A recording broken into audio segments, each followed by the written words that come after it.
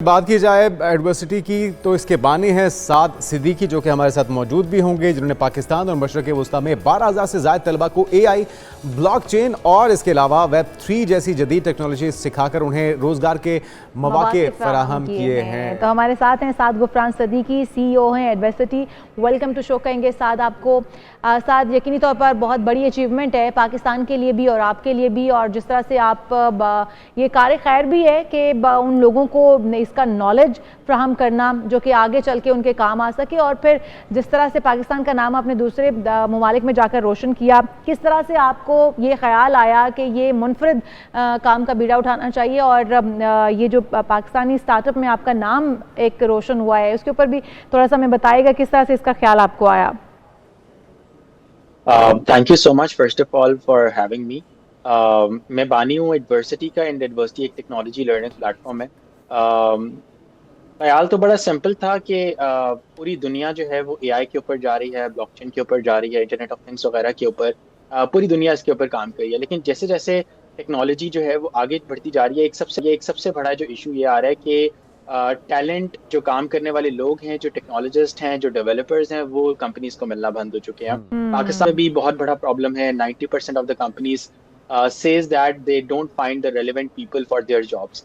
तो हमने ये फैसला किया कि हम लोग, क्योंकि दूसरी तरफ अगर हम पाकिस्तान को देखते थे या इमर्जिंग मार्केट सऊदी अरेबिया या मिडिल ईस्ट वगैरह में देखते थे, तो इधर लोग अनएम्प्लॉयड हो रहे थे, अनएम्प्लॉयमेंट बहुत ज़्यादा बढ़ती जा रही थी।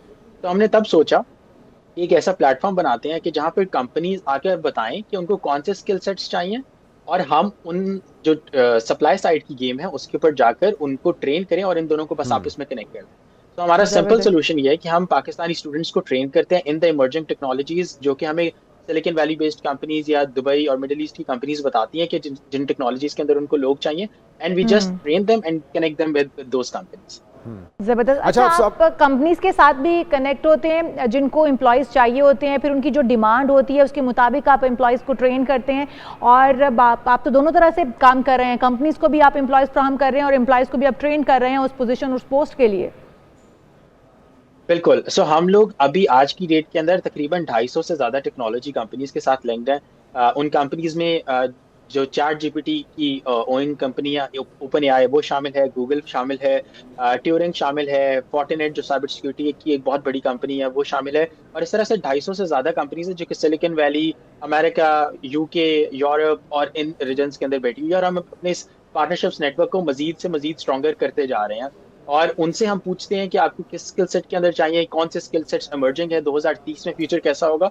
और उसके लिए ही हमने स्टार्ट कर दी अपनी प्रिपरेशन कि हम सप्लाई साइड के ऊपर अपनी जो लर्निंग है उसको इतना स्ट्रॉन्ग कर दें कि जब हम 2030 के अंदर जाएं तो हमारे पास जॉब्स हो, हमारे पास रोजगार के मौके हो। प्लस आपको पता है कि एआई ने सब कुछ जो है ना वो ट्रांसफॉर्म कर दिया है, एक रेवोल्यूशन लेकर आया है। अब कुछ कंपनीज ऐसी हैं कि जो किसी और सेक्टर के अंदर काम कर रही थी, लेकिन एआई के आने की वजह से उनकी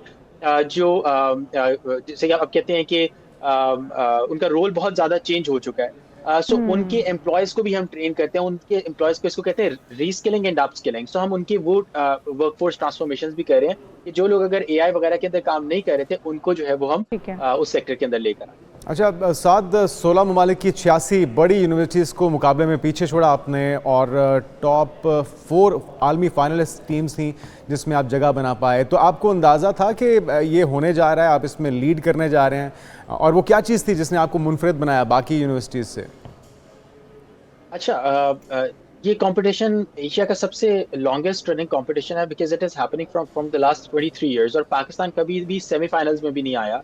तो जब हम जा रहे थे, जब हम सिलेक्ट हुए, तो हम कॉन्फिडेंट तो थे, but because this is the largest competition, तो इसमें हार्वर्ड आया होता है, इसमें वॉशिंगटन यूनिवर्सिटी, स्टैनफोर्ड, एमआईटी जैसे इदारे आए होते हैं। So it's always very Pakistani university, Pakistani students के लिए ये सोचना बड़ा चैलेंजिंग सा हो जाता है।